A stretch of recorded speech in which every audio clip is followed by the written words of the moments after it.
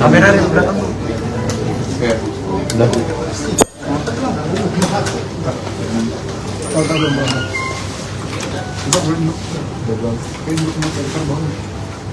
Lah.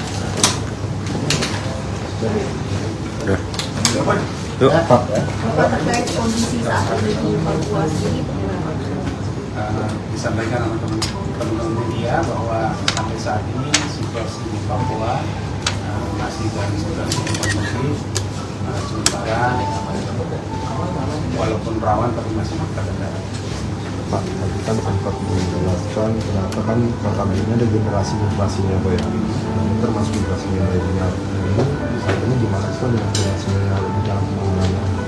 Ya, seperti tadi saya sampaikan bahwa pada prinsipnya penanganan yang dilakukan oleh Polri tidak mungkin berdiri sendiri. Jadi Polri itu merupakan bagian dari kebijakan pemerintah. Nah, kan dalam konteks ini tentunya perlu dilakukan kegiatan atau kerjasama seluruh stakeholder dalam penanganan Papua.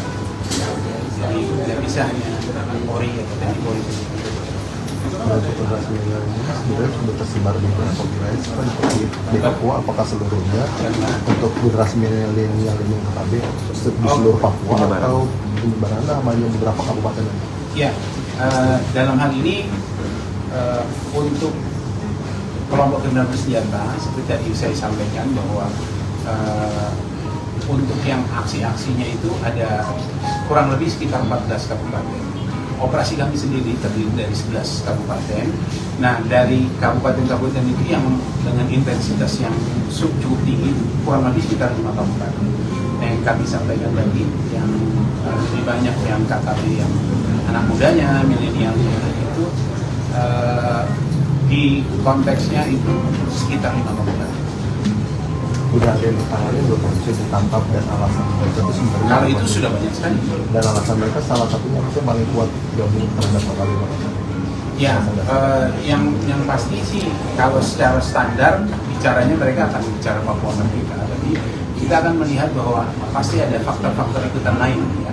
Mulai dari keterbatasan lapangan kerja, kemudian akses terhadap pembangunan dan lain sebagainya yang tentu ikut menyumbang dalam konteks kegiatan mereka. Pak, mungkin bisa dielaborasi lagi Pak terkait dengan KKB dan KKP itu bahayanya di sana tuh seperti apa sih Pak? KKB dan KKP?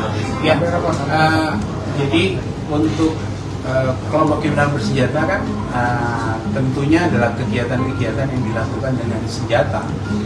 Sementara untuk kelompok kriminal politik adalah kegiatan-kegiatan yang lebih kepada politik dan ideologis. Karena sebetulnya konteks mereka itu di awal adalah bagaimana mereka membangun kesadaran intelektual.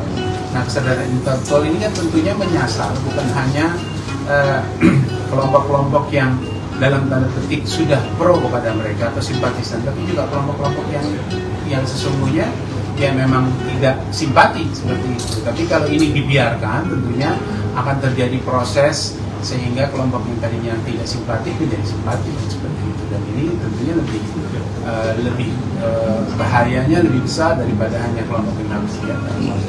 Mungkin boleh diulangi Pak soal terkait dengan senjata yang mereka dapat ini selain dari rampasan itu dari mana aja sih Pak KKB?